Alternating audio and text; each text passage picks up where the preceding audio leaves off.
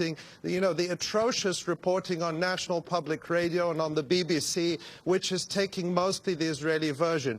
Even the videos the Israelis received, what they do confirm to us is that Israel attacked a civilian ship with attack helicopters, speedboats, and commandos. Now, they show people fending off the soldiers. I mean, in this country, in the United States, people lionize the passengers on Flight 93 who tried to fight off the hijackers to no avail. So there was a natural reaction there. What we don't know is when that happened. The Al Jazeera footage, which came out before the feed was cut by Israel, showed people, or there was evidence of people being shot at and killed.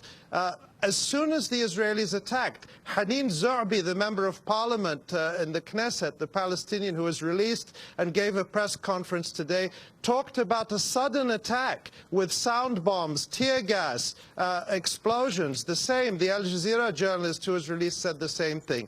Because the Israelis are obscuring or removing the timestamps from the videos they are releasing, we have no idea when those videos were taken, and they're showing very short clips. But what is not in doubt, and what nobody disputes, not even the Israelis, is that an Israeli military force carried out an unprovoked attack on the high seas against a civilian vessel, and people have been killed. People who are on a humanitarian mission. Adam Shapiro, we want to bring you in before the end. There is no justification for that.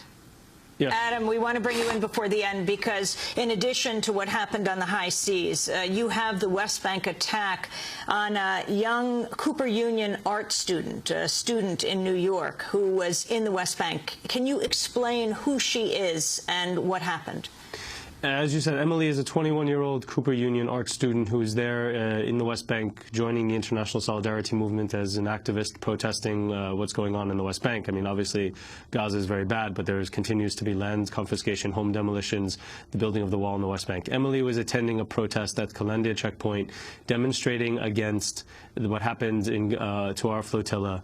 The Israelis opened a barrage of tear gas canisters fired at very close range at her specifically. Eyewitness accounts talk about 2 tear gas canisters being shot right at her feet, and then a third being shot at her head, hitting her in the left eye, I believe.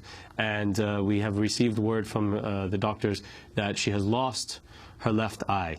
This is yet another attack on an unarmed international civilian coming to join the Palestinians in protest, coming to stand up for human rights. There is a war. There is a war now. Israel has launched this war. It launched it earlier with attacks on Rachel Corrie and Tom Herndal and other internationals, but this is now an open war Israel has launched on foreigners.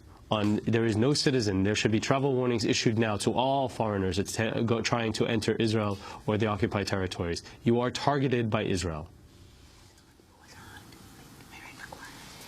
Well, I want to thank you all for being with us. I want to thank Adam Shapiro in New York, also Amira Haas of Haaretz speaking to us from Ramallah, Ali Abunimah in Chicago, Richard Falk speaking to us, UN Special Rapporteur on the Palestinian territories. 2 more boats are headed to Gaza to deliver humanitarian aid. Mairead Maguire is on one of them among many. She is a Nobel Peace Prize winner. That does it for our broadcast from the studios of WLAE, Public Television in New Orleans. Democracy Now! Produced by Mike Burke, Shufado Caduce, Armate, Angelique Kamet, Steve Martinez, Nicole Salazar, Hani Massoud, Rabi Karen. Special thanks to the crew here at WLAE. I'm Amy Goodman with Angelique Kamet. Thanks so much for joining us.